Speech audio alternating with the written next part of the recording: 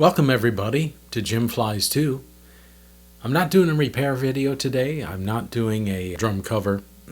I'm going to continue on with gig stories. This is called Stay Off the Toms, Kid. When I was 15 years old, I joined the Musicians Union, local number 345. I had been playing for a while, and my dad worked with a gentleman that had an old-time band. When I was young, I was maybe in third or fourth grade, and they asked the gentleman, his name was Babe. They asked Babe if I could sit in, and Babe was an accordion player. And he said, yeah, well, sure, So the guy's drum set was really very simple. A 20-inch Ludwig Silver Sparkle bass drum, and I believe it was an acrylite snare drum, if my memory serves me. He knew, as I recall, he had no toms for sure, and I don't think he had even one cymbal. Definitely didn't use a hi-hat. He always played with brushes. Very low volume kind of player. So they asked if I could sit in, and I did, and I had some good hands rhythmically, but I don't know what I did with the bass drum. Honestly, they just told me to keep time, and they kind of looked back and gave me a nod or two, and things were cool. Fast forward a few years, and I was making good progress, and my dad was evidently bragging me up to old Babe. And Babe said to him, he goes, well, if Jim's really playing, you should take him down to the union and sign him up. They'll take a young kid, in the union. I think you have to be 14 years old. Well, I was 15 years old. This was in July of 1979. And she reminded me of the first meeting that would be on the first Monday of the month. So my dad thought it would be a good idea that he should go down to his Teamster meeting, which was at the same, they called it the Labor Temple. So Dad took me down to my first union meeting, and they said, bring your drums because we're going to have a jam session, and you can play. So I thought, well, this is a great idea. Cool. And I was pretty excited and pretty keyed because not just a year earlier, I was mowing lawns. And now I'm looking at joining the union and playing gigs and maybe busting forth in a nice career of playing drums and being a musician. So I was really excited. We got to the union meeting early and looked around and didn't see anybody anywhere. And so we walked in the basement. I said, Dad, I think we go up to the third floor. That's where the union hall is, or the actual union office. We can go up there and maybe somebody's there that will tell us when the meeting starts or what room it's going to be in. So we started up the stairways, and down comes a little stumpy guy, dark hair, kind of slicked back, black rimmed glasses, and a white short sleeve shirt, buttoned up. And he said, oh, how you doing? And I said, great. I'm here for the Musicians Union meeting, and just kind of trying to figure out where it's going to be. And my dad was in tow, but I was speaking for myself. And he said, oh, yeah, you're the young guy I've heard about. Great. Well, this is the right place. We're going to just be down in one of those rooms. It'll start in about 10 minutes. I said, okay, sounds good. And he goes, yeah. And he had a cigarette. So I'll use a little prop here. He said, oh, what's your name? Shakes my hand. And I said, my name's Jim. He goes, oh, great. What do you play? And I said, well, I play drums. He goes, drums? Good. Yeah, I play drums. I'm drums too. I said, oh, well, that's cool. I said, he asked me, he said, so what kind of drums you got? And I said, well, I've got a Ludwig Silver Sparkle drum set and little 4-piece kit, He says, yeah, Ludwig, good drums, yeah, good drums, those Ludwigs, yeah. I said, what about you, mister? I said, what's your name again? He said, Bob Walsh, good to meet you. And I said, well, what kind of drums do you have? And he said, yeah, I got Norma. Little Norma kit, made in Japan. Not much for the drums, but I got Zildjians. And that's the important thing. Your cymbals have got to be good. I'm like, yeah, I agree. Yeah, good cymbals. I said, I've got one Zildjian. It's an 18-inch Zildjian, and I still have it. How about that? From the 60s. That came with that Ludwig kit. But I had a piece of crap hi-hat cymbal set, no name.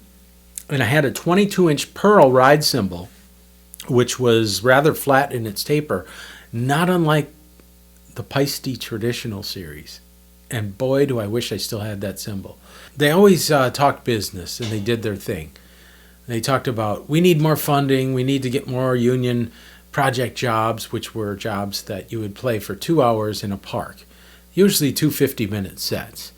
You play for 50 minutes, take a 10-minute break, and then play another 50 minutes or an hour. And it would be like a 2-hour time slot. So they got done with the meeting, and they said, well, we have a young man that's joined the union, and we're gonna have him sit in, and we're gonna have him join our jam session tonight. And so, Roy, could you go up the stairs and get some beverages for everyone? So they always had a couple 6-packs of beer that they would get for the union meetings. And since the young kid was there, they bought a 6-pack of Coca-Cola down. I start setting up my drums to get ready for this. But before I get to that, I got to tell you the funniest part of this story. Actually, it's all funny. But here's a little divergence back. So he said, well, I got Zildjians. I'm like, well, yeah, those are nice Zildjians. Yeah, he said, so what do you like to play? What kind of music do you like, kid? And I said, well, I kind of like jazz. I play a lot of jazz. He said, oh, you do you? Oh, and I said, Dixieland and stuff like Dixie. Oh, great. Yeah, fine. Dixie, yeah. Me too. I've got a band. It's called Alexander's Ragtime Band, and we do polkas and waltzes, and it's kind of a Dixie band. So, but yeah, that's what I do. And I said, oh, well, that's really nice, sir. And he said, so, let me give you some advice, kid. I said, yeah. He said, stay off the TOMS.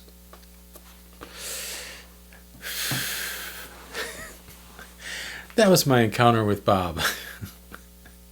Time to do the jam session. We're going to have this young man sit in and see what he can do for us. I think that'll be fun. I said, yeah, I'm looking forward to it. So it came time to set up my drums, which I brought along. The old fiber cases, which I still have in the drum kit. And I set it up.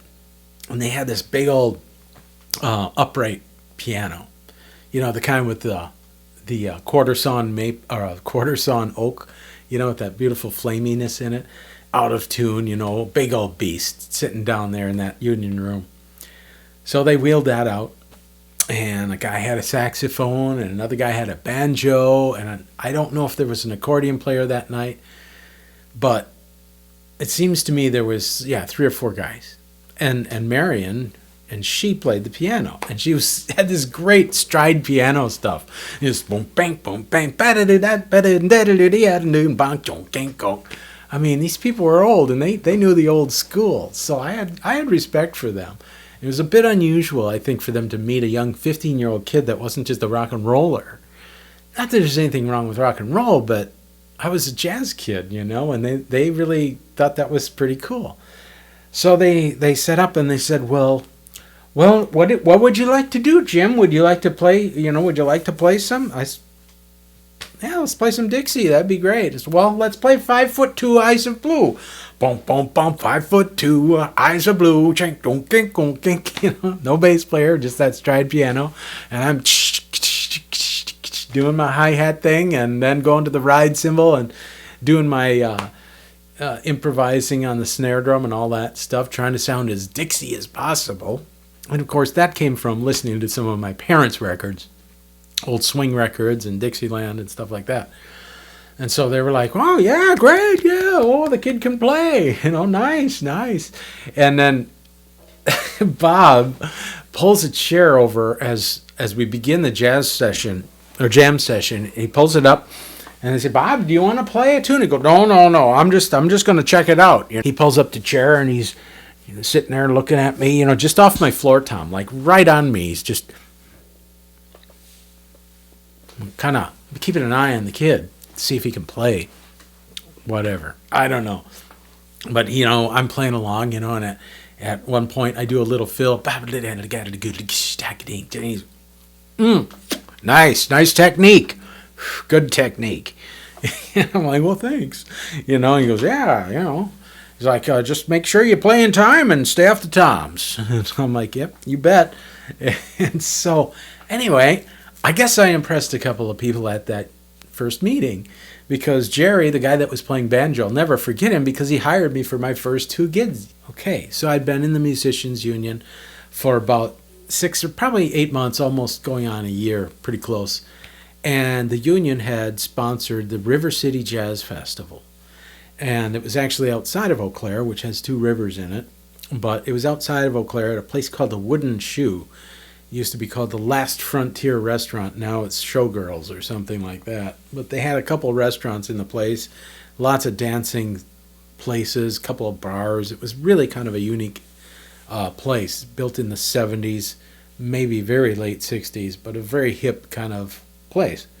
So my drum teacher, I started studying with a guy, Dennis Lester, and he was a fantastic drummer and a fantastic teacher, and he got me working on Independence Advanced Techniques for the Modern Drummer by Jim Chapin. So I was starting to work on that and starting to make some really good progress. I started taking lessons with Dennis about a month after I joined the union, because I thought, well, it'll be really good to get my thing together if I'm going to be playing and getting calls. And he got me together real fast. So about 6 or 7 months into being in the union, there was this jazz festival, and I found out that he was going to be there. And there were some pretty hip guys from the universities in the area playing jazz, and then there was some old-time stuff, some dance music, a variety of bands that were union bands. So I went over to my drum teacher, Dennis, who is one of the only people I recognized there, other than like the union secretary and a few of those folks. But I recognized and saw Bob Walsh sitting over there with his drums and setting up to do his set. And I said, "Hi, Bob, how you doing?" He said, "Oh, great, good to see you. Yeah, we're going to be playing a set next after this band from University of River Falls finishes. And then we're going to play our show. So stick around. It'll be good." And I'm like, "Oh, okay." So my drum teacher said, "Hey, if you want to sit with me and my wife," my mom was there, and I don't know if my dad was too, but anyway, I said, "Yeah, that would be great." So I ordered a Coke, and stuff. I'm sitting next to Dennis and talking to him, and he's kind of getting me up to speed on some things, doing gigs and all that. I'm like, okay. And anyway, Bob's band starts to play, and they're playing old Dixieland tunes, and I'm like trying to be polite and kind of like listen and tap my hand and listen and see what's going on. But I could tell that it's kind of clumsy. And at one point, a typical Dixieland song, there's like most often a 4-bar drum break at the end of the song. We call it a 8-bar or a 4-bar drum tag. Like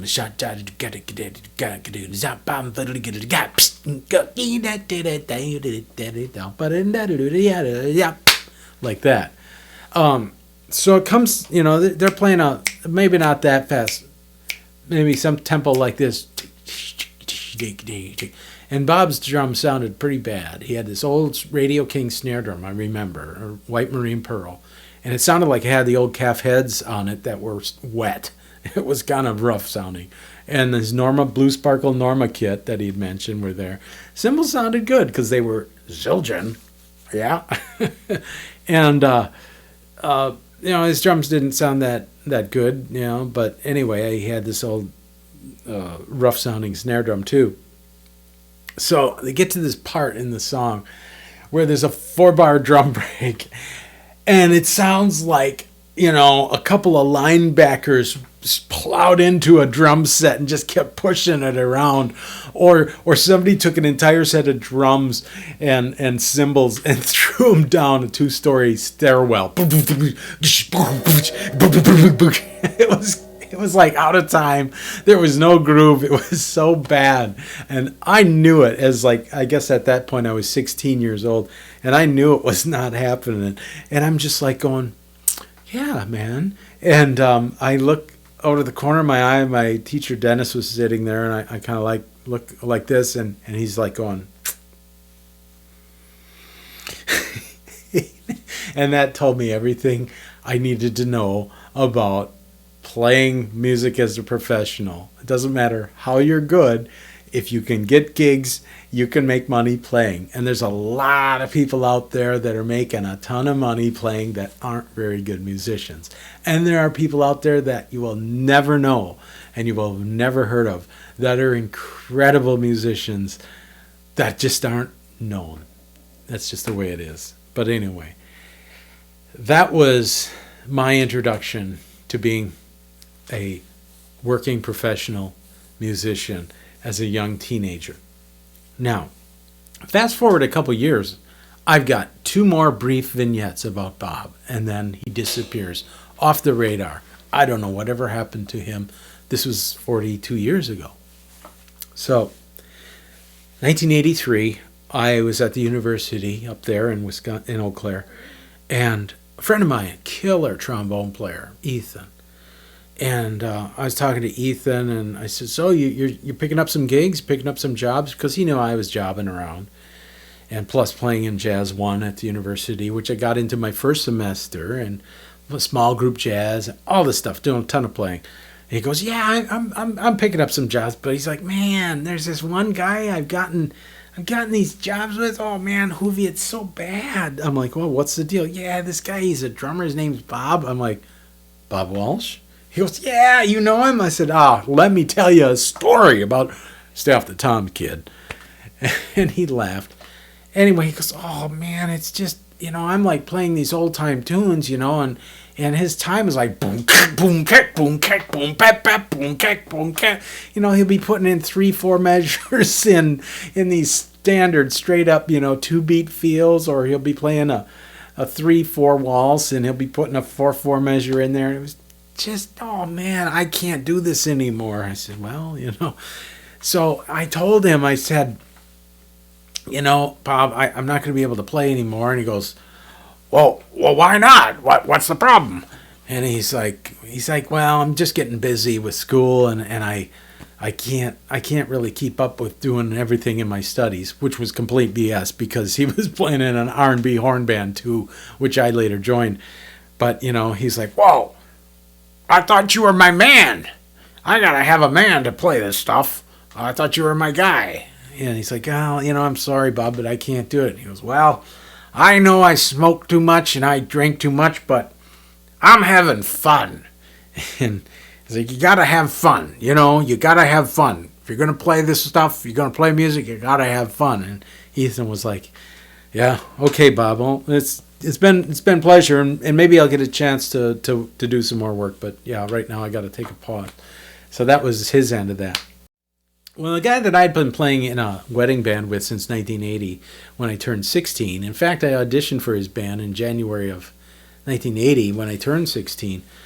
Everything, rock and roll, country, great old, American songbook tunes, old musical tunes, and just old jazz tunes. A lot of fun. Big band tunes. It was always a small trio or a quartet. And he played piano and he did all the bass lines. So I played with him like for 4 or 5 years, and one night I went to a gig set up at a local country club or something, and we were going to play somebody's wedding reception. And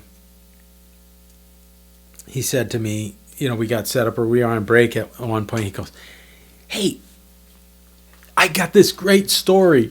I'm like, yeah? He goes, I got a call from Bob Walsh. I'm like, oh, Bob, yeah, I got tons of stories about Bob. He starts laughing, and he goes, yeah, he calls me up, and he said, hey, Jimmy, Bob Walsh here. And he's like, yeah, Bob, how are you? He goes, well, I'm good, but I've got a dilemma. He says, what's that? He goes, do you have the charts for Happy Birthday? And Jim's like, puts the phone down, and he's laughing. It's like, Bob, no, I don't have the charts for Happy Birthday. if somebody wants happy birthday, we just play happy birthday. There's nothing to it. He goes, well, I gotta have the chart because my men, we gotta have a chart for that. So, well, I'll make some calls around and I'll see if I can find that. But if you find it, let me know. And he's like, yeah, Bob, I'll let you know. But you have never used a chart for happy birthday, so. But thanks. We'll see ya. Yeah, we'll take care, Jimmy.